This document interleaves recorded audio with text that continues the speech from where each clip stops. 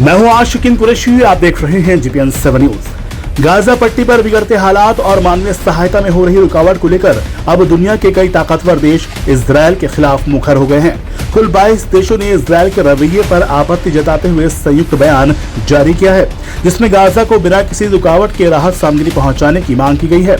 गौर करने वाली बात यह है कि इन सभी देशों में एक भी इस्लामिक देश शामिल नहीं है।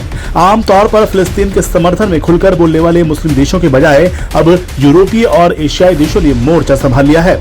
इस सूची में France, Britain, Germany, Japan, Canada, Australia, Spain और न्यूजीलैंड जैसे प्रभावशाली राष्ट्र शामिल है।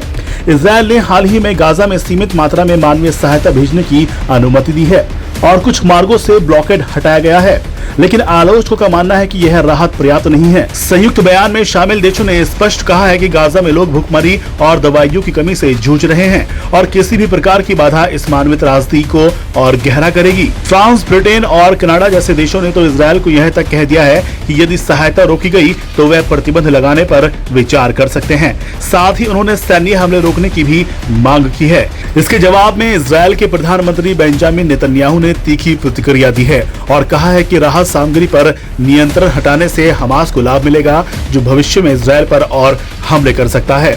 नेतन्याहू ने यह स्वीकार किया है कि अंतर्राष्ट्रीय दबाव लगातार बढ़ रहा है। हालांकि उन्होंने यह भी स्पष्ट किया कि जब तक हमास पूरी तरह खत्म नहीं होता, गाजा में सैन्य कार्रवाई जारी रहेगी। लेकिन अब जिस तरह से गैर इस्लामिक देश भी खुले तौर पर विरोध में खड़े हो गए हैं, उससे इजरायल के लिए कूटनीतिक चुनौतियां बढ़ती नजर आ रही हैं।